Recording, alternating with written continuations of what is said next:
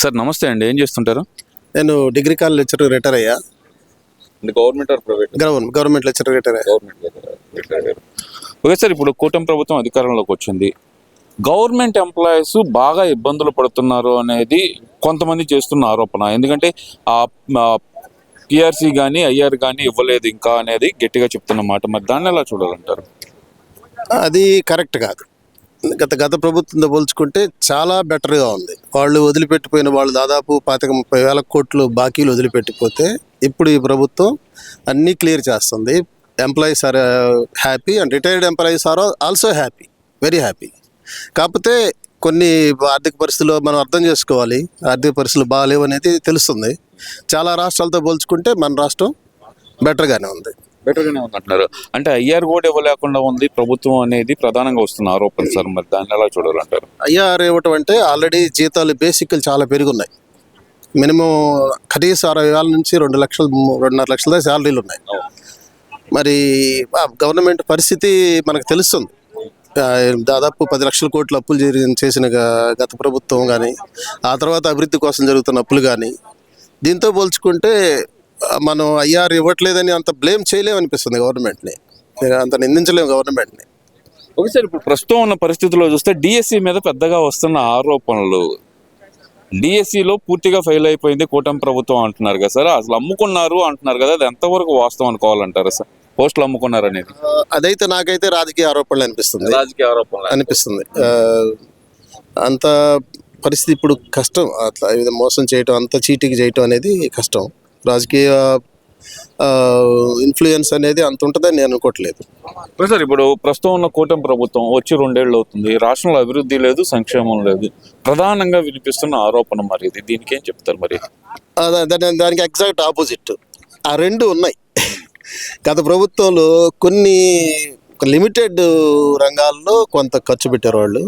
కానీ ఇప్పుడు నాకు కనిపిస్తుంది అంటే సమగ్రంగా అన్ని రంగాల మీద ఖర్చు జరుగుతుంది. అన్ని రంగాలు, even including tourism, irrigation, roads and buildings, education, అసలు ఈ రంగం లేకుండా ప్రతి రంగాన్ని ప్రభుత్వం పట్టించుకుంటుంది, డెవలప్ జరుగుతుంది. అది మనకేంటంటే ఏది ప్రారంభంలో మనకు తెలియదు.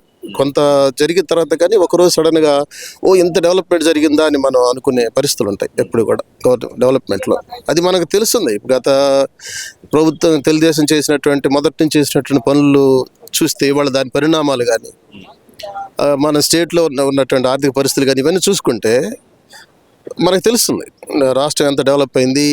మరి ఇవాళ సామాన్యుడి కూలి కూడా 1,000 రూపీస్ కూలి ఉంది. ఈ కూలి కోసం మన మహారాష్ట్ర నుంచి, మధ్యప్రదేశ్ నుంచి, గుజరాత్, ఒరిస్సా నుంచి ఇక్కడ దాకా వస్తున్నారంటే మరి మనకి ఆర్థిక పరిస్థితి ఎంత బాగుంటే, మన పిల్లలు చాలామంది ఈ శారీరక శ్రమ చేయడానికి కూడా ఇష్టపడిన పరిస్థితులు సర్వైవ్ అవుతున్నారు. అంటే ఆ మాత్రం మీద మనం ఆర్థికంగా ఓవరాల్గా సొసైటీగా మనం డెవలప్ అయ్యాం. దీని వెనక మరి మన ప్రభుత్వాలు చేసినటువంటి కృషి కానీ, వాళ్ళ ప్లానింగ్ కానీ చాలా ఉన్నట్లు లెక్క. అంటే ఇక్కడ ప్రధానంగా అంటుంది ఏంటంటే అభివృద్ధి మాటన దోపిడీ జరుగుతుంది. దోచుకో, దాచుకో, పంచుకో, తినుకో అనే నినాదంతో కూటమి ప్రభుత్వం ముందుకెళ్తుంది తప్పితే రాష్ట్ర ప్రభుత్వానికి ప్రజల మీద చిత్తశుద్ధి లేకుండా పోయింది అనేది ప్రధానంగా వస్తున్న ఆరోపణ. మరి చిత్తశుద్ధిని మాత్రం ఎవరు క్వశ్చన్ చేయలేరు. 100% చాలా చిత్తశుద్ధి పనిచేస్తుంది. కాకపోతే రాజకీయ అవినీతి, అఫీషియల్ అవినీతి అనేది భారతదేశానికి చారిత్రాత్మక వచ్చినటువంటి వారసత్వం.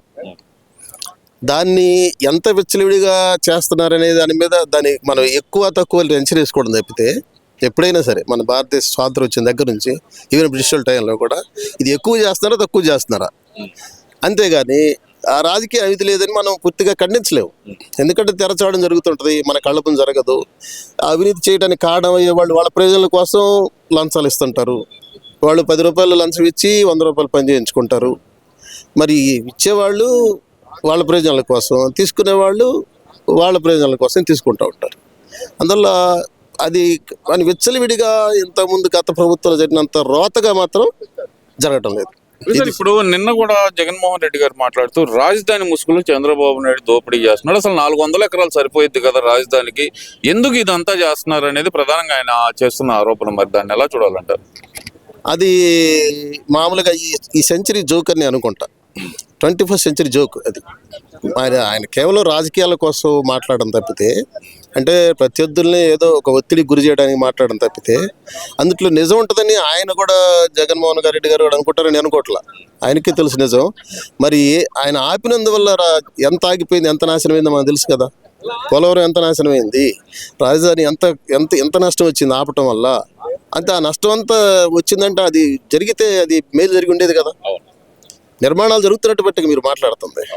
సో డెఫినెట్గా రాజధాని అభివృద్ధి చెందిద్ది. మనం మేబీ ఒక బెస్ట్ సిటీ, ఇండియాలోనే ఒక బెస్ట్ సిటీ మనం చూడొచ్చు, 10 ఏళ్లలో చూడొచ్చు అని అనుకుంటున్నాను.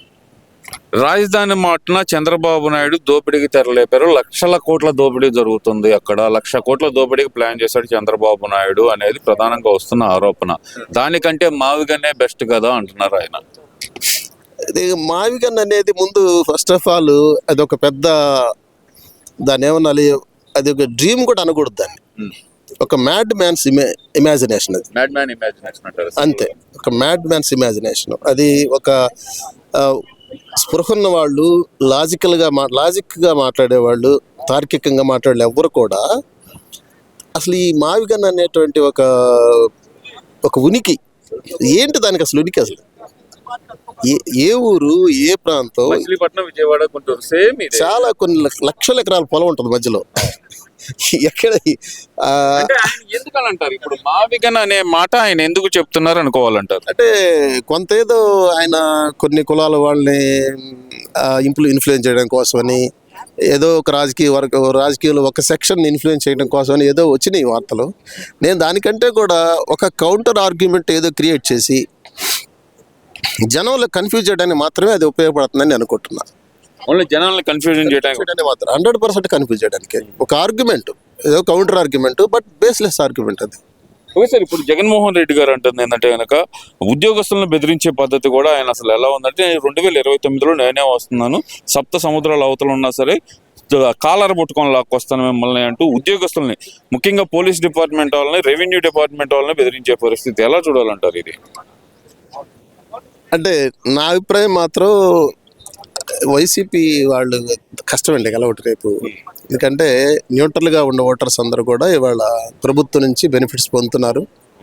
మొన్న జరిగినటువంటి ఓటింగ్ కంటే కూడా ఇంకా ఎందుకంటే ఆ భయాన్ని ఎంతవరకు మర్చిపోవాలి. వాళ్ళు సమాజంలో సృష్టించిన భయాన్ని ఎంతవరకు జనం మర్చిపోవాలి. అది ఒక పీడకల్లాగా భావించే ఎవ్వరు నోరు తెరిచి రాజకీయాన్ని, ఇప్పుడు నేను ఇక్కడ కూర్చొని ఆ రోజు ఒకవేళ నేను రిటైర్ అయి ఉంటే ఈ మాత్రం మాట్లాడే ధైర్యం నాకు లేదు.